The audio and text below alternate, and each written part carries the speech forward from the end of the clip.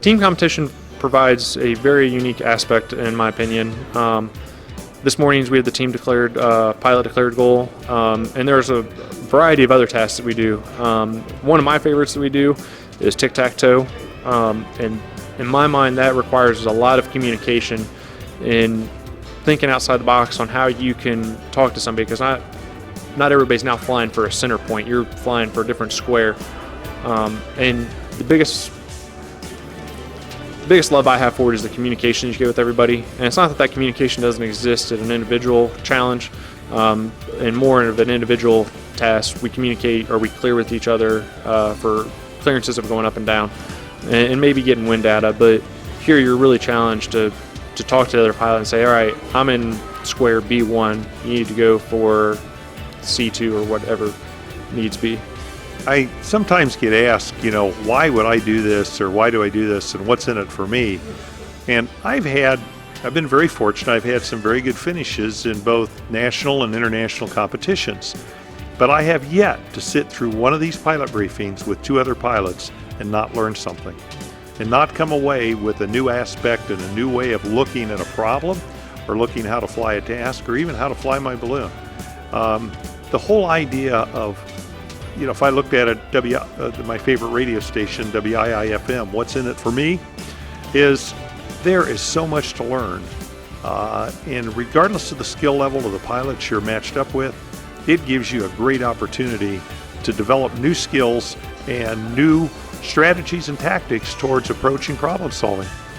Some of the advantages of team competition, as I said before, I consider these two to be superior pilots to myself. They've been competing a little bit longer and against higher level competition for a little bit longer.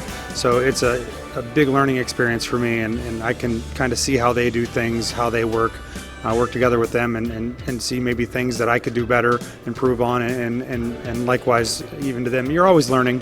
But I think that getting somebody else's point of view and maybe what they prioritize, or how they could look at a task differently and how to approach it, I think you're always learning, and this is a huge way to collaborate and learn from new people and from different walks of life. So. It's just really a whole different kind of flying that to me is so much fun. The other advantage to me about the team competition is we get to fly tasks that we don't get to fly anywhere else. We did a team hare and hound task last night where actually Paul was our hare balloon, and so our task was, it's just fun, and the camaraderie and taking a really experienced pilot, maybe a not so experienced pilot, or even a brand new pilot, it's just an absolutely great learning experience for any level. For me, there are two main elements or advantages to team competition. The first one that these guys have already mentioned is that, I've been flying for 30 years, and I've been flying the same tasks for 30 years, and the same type of challenge over and over. And team competition really adds a new twist to that. It's a new spin on an old, a familiar format, and that's really exciting, and it makes it really interesting for all of us. And the second thing is, in a format like this particular event, where you're forced to use pilots to make up a team from different experience levels, that is just a fantastic way to mentor. And everybody on the team learns, regardless of the experience level. You always learn from somebody else. And the other element of that, I think, as a nation, we have done a lot better once we started flying in team competition and learning how to work with each other and not being such secretive individuals. I think that really improved our flying skills as a nation of pilots. And I think that's something that I'm excited to see happen in other countries and see where it goes from here. Team competition is very different from the flying we normally do. We have not flown together before. And we're usually competing against each other, so it's really a different element for us to join forces and see how we each do things and do things differently. This morning we were looking at the winds, the forecast winds before the flight, the pieball readings right during the briefing, and strategizing about where we're going to launch from, what kind of line do we want. We all drove out, refined our launch decisions, but we were really communicating the whole time on the radio, in the vehicle, at the first pieball location, and amending our plan. And it was really nice to to hear what you guys had to say and see that it was really in line with what I was thinking, and I'm sure you were thinking the same thing. That we're all on the same page here, and that's a great learning experience in team competition. Yeah. So as far as a learning experience, and especially Andy's way more experienced, especially at this level than even myself or Paul. I think another part of the communication, even though we communicate and we've not really had any arguments or anything like that, but it's good to be with teammates that you're not afraid to speak your mind, and if you disagree, say I really think we need to move. You don't want to necessarily be with a team that's only going to listen to the one person and not offer another opinion. To add to that, Drew and I and myself, we tend to stay together when we're competing against each other.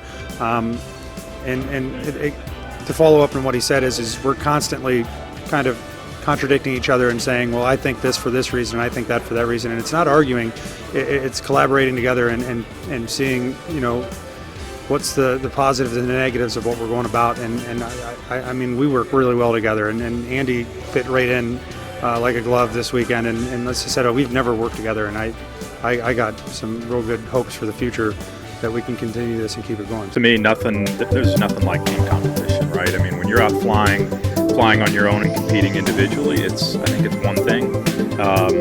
But when you're competing with others collectively, I think there's a different level of pressure to deliver. Just beyond that, I think that from a learning aspect, there's a lot that I can learn, and that we all can collectively learn from one another about how we approach a task, how we fly together to achieve the greatest goal in the competition.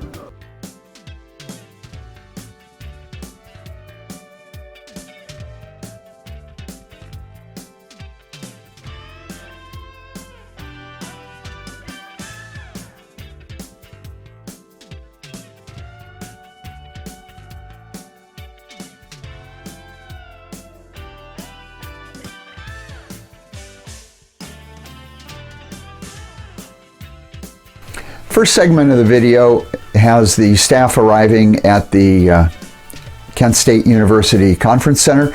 We're in the process of evaluating weather and determining what we can do and can't do tasking-wise for the morning.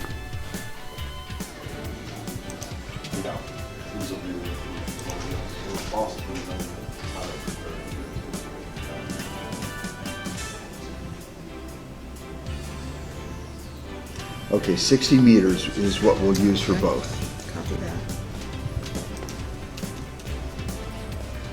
And what is the size you want to do with the main? What's that target number? 632. 40 degrees.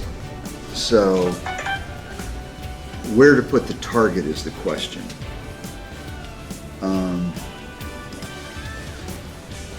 It seems to me we want to skew the target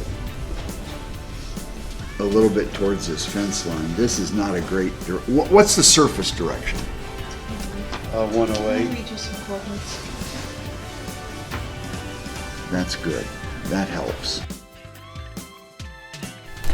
Here we have teams starting to arrive at the conference center, discussing what's happened in the previous flight or what they might expect this time.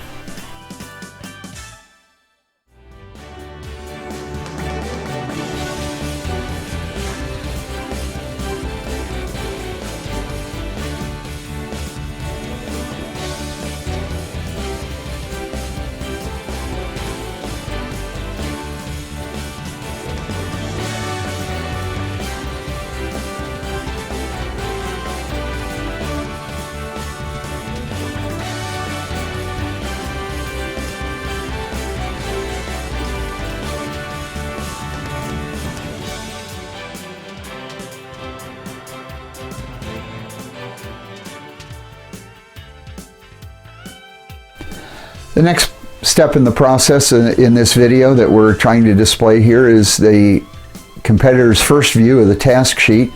Unfortunately this morning, Mother Nature didn't allow us to be terribly creative on our tasking, but this gives you an idea what the competitors are beginning to process once they get a view of the task sheet. Affording them the opportunity to land here. If they miss, if they have to go beyond, so be it. We'll encourage the comps to maintain what we want to put you. Fiestas will ask, since you're not going to be rushing down there to get out of the way ahead of time, so please hang here and we'll release the whole room. Enough pace to get it out.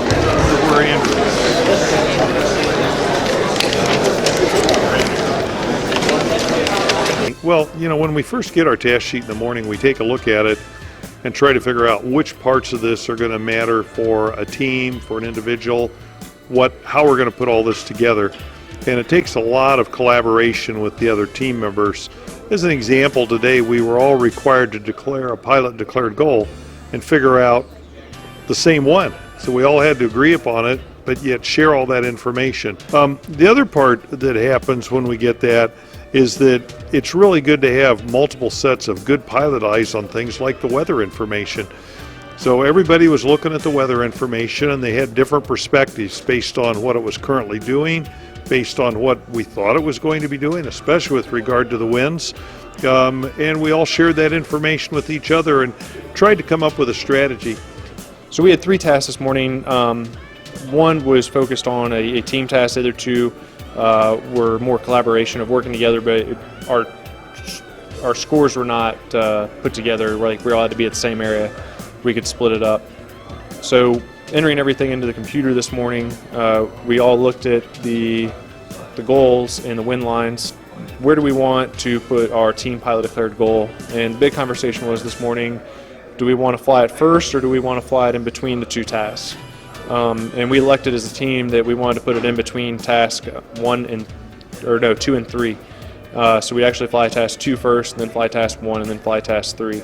And then once we're in the air, is a constant communication of calling out wind lines to individuals and saying if I was coming in first or my father was coming in first, just saying, hey, you want to either be left or right of me to help them out, because it is a team sport and you want to get the best score possible. I think one of the things that you mentioned, AJ, is really critical that I didn't talk about, and that was how are we even going to fly this particular grouping of tasks, and whether it's this set we just did today or any other set. That's one of the first things we all look at and make a decision. In this case, they allowed us to fly, as you pointed out, in any order, the first part. And where do we do it? So we talked with each other a little bit. We said, should we fly it first? Should we fly it last? And then we actually decided, no, I think the best bet is to put it in the middle. And it was, and why? So we kind of gave us an opportunity to put all of our brains together and say, why are we doing this? So we are into here first.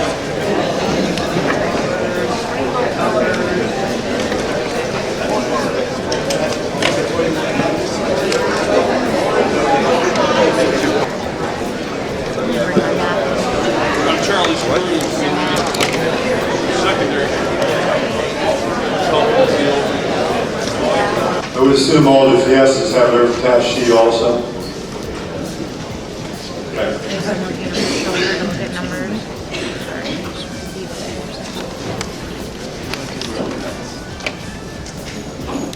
When we first get our tasks for the morning, to me, the first thing I'm looking at is are the tasks individual tasks or are they team tasks?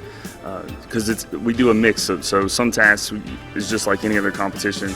Others, depending on what I do, is going to change what Andy does or what Paul does, right?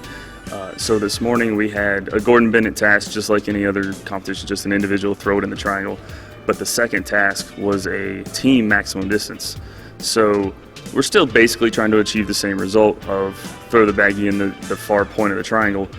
But knowing that it's a team task and only one of the markers counted, that's another big thing, is what the scoring method is. If only one of them counts, one of us needs to be pretty conservative with the first result, and then the other 2 can go for the absolute point of the triangle. Yeah, so one of the best things I find about team competition is that not only does it force you to work together and to communicate together, but it really forces you to think about how you're going to fly that task and strategize together. I mean, we talked about it this morning.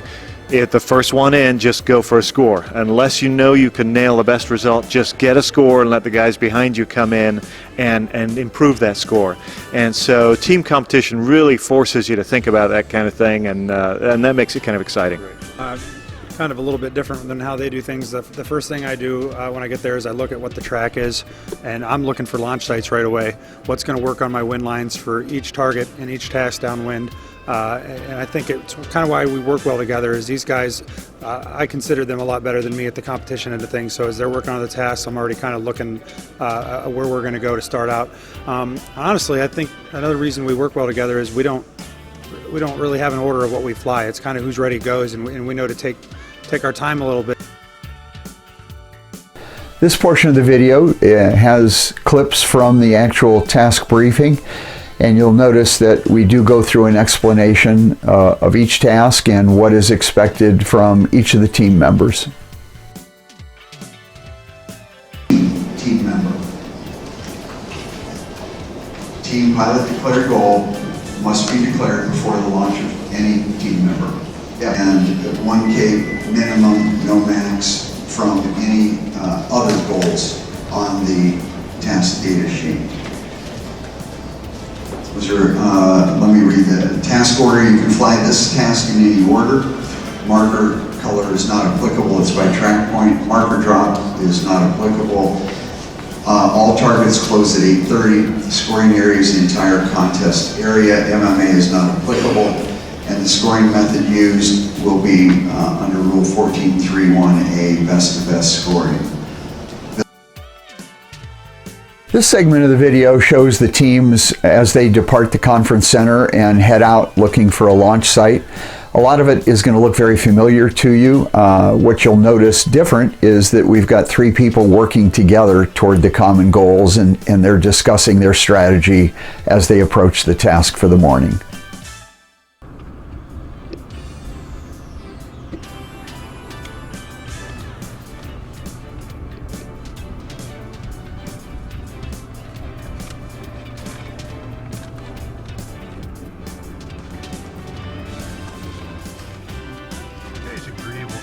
Target the southernmost 5926 for the hesitation.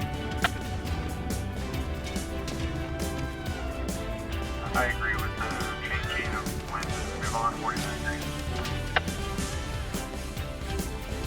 Low 80s. I'd be okay with an 85. We're coming up on 3 minutes. What do we got now? Just lost there. So I'm measuring an 82. Yeah, I'm still at 82. So back here off the other road is, so we're here. Yeah. Go down to where we originally said. From back into here. That is. Well, it still only gives you an 83 best. There's some big houses. What about There's some big houses up the road here. That's That's good at house. 84 to the end of that. It worked to find the need for wind.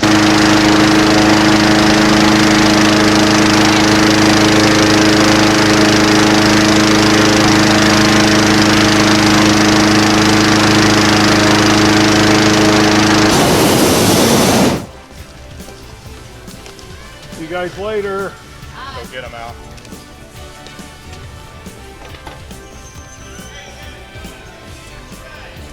Me, the southern one. If you listen to our radio traffic, one of the things that'll happen is we ask each other, do you agree? Do you agree? So we'll throw out an idea, because sometimes in the heat of the competition, we frankly make mistakes, and it's really good to have those other 2 sets of eyes and brains looking at the same task information you are. Once we get into flight, I'm gonna move over into the flight area. Well, actually, before we even got to the flight, we had one person was able to ask for permission for all of us to take off this morning. So it was it saved everybody. We were able to get off the ground a little quicker because we got permission for multiple people. And then once we got in flight, there was constant radio chatter about what we were encountering at different altitudes, what winds we were having, if there was any livestock issues. So it's a really good event. We have a lot of fun with it, and it's great to work with people, and people who fly in a different environment in a different way than you do. How'd I do? And then once we're in the air, is a constant communication of calling out wind lines to individuals and saying if I was coming in first or my father was coming in first, just saying, hey, you want to either be left or right of me to help them out, because it is a team sport and you want to get the best score possible.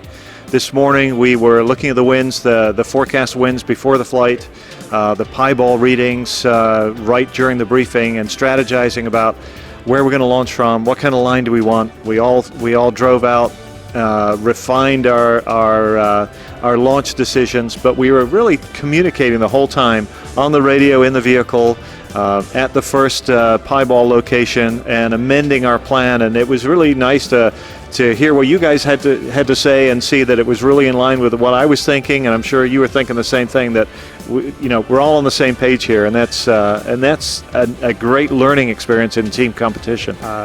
Very good communication in the air. I think that's crucial, and likewise of communicating on who throws where and where you want to go. Can we be aggressive? Should we be modest with our throws? So it worked out well this morning, I think.